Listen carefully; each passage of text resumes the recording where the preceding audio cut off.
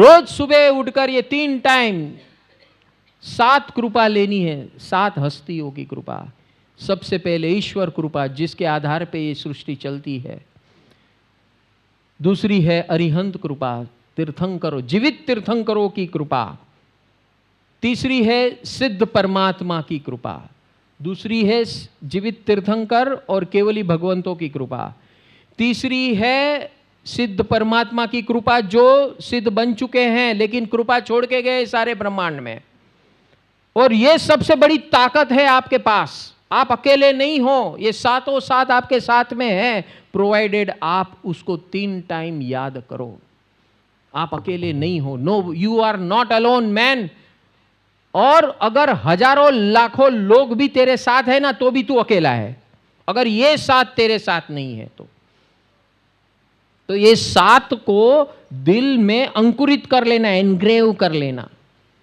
वापस बोलता हूं, पहला है ईश्वर, से thank you, I love you, कृपा करो। ये 3 चीज बोलनी है, थैंक यू, लव यू, कृपा करो, बराबर है।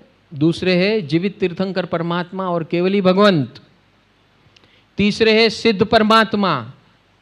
चौथे हैं सर्वसाधु भगवंत, यानी जैन साधु ऐसी बात नहीं है भैया। जो भी साधक है, मुक्ति की साधना कर रहा है, वो सारे सब साधु है।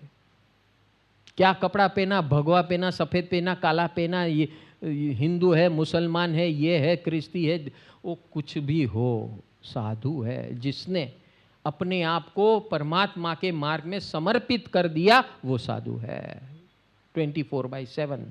और इस रास्ते पे जो चलता है उसे साधु कहते हैं। कमिटेड साधक को साधु कहते हैं। इनकी कृपा लेना, क्योंकि ये लाइव है, लाइव डायनेमिक है, कहीं से भी आपको आके उठाकर आपको ऊपर चढ़ा देंगे। They are within you and around you, आपके आसपास ही है।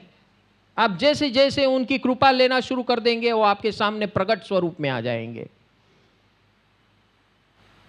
प्रगट स्वरूप में आएंगे, आपको जो चीज चाहिए वो देने वाला साधु है और कोई नहीं है। सर्वोत्तम तत्व इस दुनिया में अगर कोई देता है तो वो साधु है।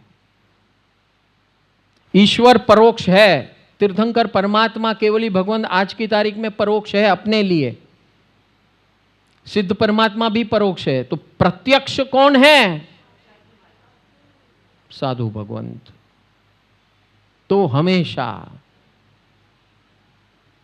उनकी कृपा, ये चौथी कृपा है। 5वीं कृपा माता पिता, प्रत्यक्ष हो या अप्रत्यक्ष हो, उनकी दुआ हमेशा आपके साथ है। जिनके कारण आप इस दुनिया में आए और यहां तक पहुंचे, वो मात्र माता पिता है और कोई नहीं है। कभी मत भूलना, कभी नालायक मत बनना।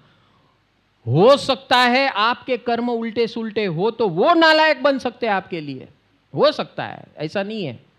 वो भी कर्मजनित है, आप भी कर्मजनित है। आपके ऋणानुबंध ऐसे हो या आप टेढ़े चलते हो, वो टेढ़े चलते हो, ऐसा हो सकता है।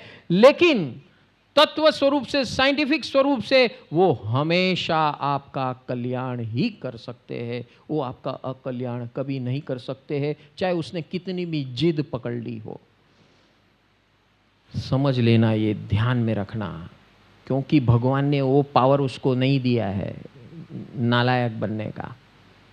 वो कहीं ना कहीं वो ऐसा सॉफ्टवेयर डाल दिया है, वो चाहे आपको नहीं चाहते हो फिर भी उसको कल्याण करना पड़ेगा। अगर आप मांगोगे तो कृपा मांगना, भगवान बोले ये साथ से मांगते रहो, बाकी किसके पास मांगना नहीं पड़ेगा। अगर ये साथ के पास नहीं मांगोगे तो जिंदगी भर भिखारी बन के सबके पास मांगते रहो। फिर गुरुजन, जिसने आपको ज्ञान दिया है विध विध प्रकार का, सदगुरु, जिसने आपको ये सतमार्ग का विज्ञान दिया है, उसे सदगुरु कहते हैं। लाइफ कोच, इसे सदगुरु कहते हैं। ये गुरु और सदगुरु, गुरु हो सकता है अपने व्यवहारिक स्वार्थ के लिए आपको ज्ञान देता हो, लेकिन सदगुरु एक ऐसी हस्ती है, इट्स नेक्स्ट टू गॉड, क्योंकि वो गॉड के फरिश्ते हैं, मैसेंजर है।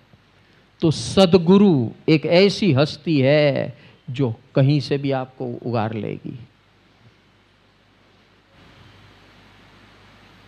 भगवान के बाद दूसरी हस्ती है सदगुरु, तो इनको कभी मत भूलना, क्योंकि उनका खुद का स्वार्थ कुछ नहीं होता, न वो खुद कुछ इच्छा से करते हैं, उसे जो वो करवाते हैं वो ही वो करते हैं, इतना ध्यान रखना। वो 2400 घंटों, आप तो दिन में 3 बार करेंगे प्रभु कृपा, वो 24 घंटे प्रभु कृपा में ही रहते हैं। तो उनके सामने आप कभी भी आओगे ना, तो आपके हित में है वो ही उनके मुंह से निकलेगा। आपको खाली स्वीकारने की आदत डालनी है, अस्वीकार होगा तो नुकसान आपका बड़ा भयंकर होगा। जितना अस्वीकार उतनी बर्बादी निश्चित। जितना जल्दी समझ जाओ ये विज्ञान, इतना जल्दी उगर जाओगे। और बाकी जो लास्ट है सात्विक कृपा है, सर्व जीव अजीव जो हमारे काम करते हैं, हम अपना काम कुछ नहीं करते, यही साथ हमारा सब काम करते हैं। हरि हरि हरि हरि।